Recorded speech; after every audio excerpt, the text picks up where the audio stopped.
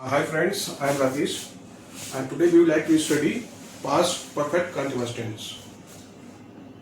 An activity was going on without some other activity in the past. कोई already action चल रहा था हमारा पास्ट में, उसको डिनोट करने के लिए हम पास्ट परफेक्ट का यूज करते हैं कंटिन्यूस का। और इसमें जो इसका जो ग्रामर का रूल क्या है कि इसमें हम हैड बीन सब्जेक्ट के साथ में वर्ब में आईएनजी और टाइम को डिनोट करने के लिए फॉर या सिंस, लेटली, लॉन्ग लगाते हैं। ये एक ग्रामर का रूल है।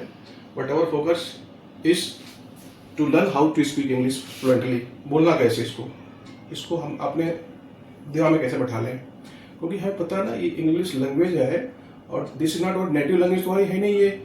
तो हमको बड़ा प्रॉब्लम होता है कि वी जनरली ट्रांसलेट, तो ऑलरेडी जो दिमाग में जा चुका है हिंदी बहुत सारा हमारे, तो उसको कैसे हम फॉरगेट करें, उस पर कैसे इसको कैसे डोमिनेट करेगा।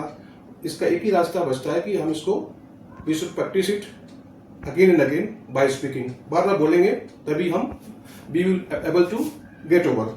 जो हमारे ऊपर जो हिंदी का जो बार बार ट्रांसलेशन आ जाता है, तो उसको कैसे गेट ओवर करेंगे बार बार बोल करके। तो कुछ एग्जांपल्स देखिए यहाँ पर दिया हुआ है। बोलना कैसे है कि they had been sleeping for hours, they had not been sleeping for hours, had they been sleeping for hours and hadn't they been sleeping for hours. इसको आपने स्पीड से बोलना है, खुद से बोलना है कि they had been sleeping for hours.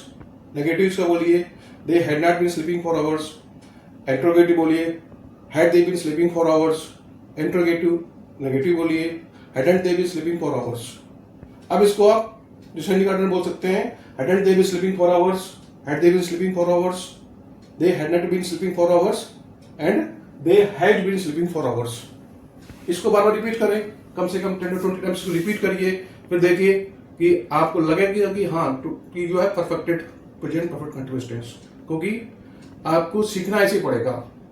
आपको कोई बोले कि नहीं ये भी तरीका वही तरीका है, बिना सेंटेंस के आप सीख जाओगे, बिना बोले आप सीख जाओगे, तो भाई जब बोलोगे ही नहीं तो it is very difficult for you to learn how to speak English. There are two more sentences here for your practice. She had been crying before I came. इसको आप सिमिलरली बोलिए। पहले इसका नेगेटिव बोलिए, फिर इंटरोगेटिव बोलिए, फिर interrogative negative बोलिए। She had not been crying before I came. Had she been crying before I came? Hadn't she been crying before I came? Again, next example है we had been waiting long.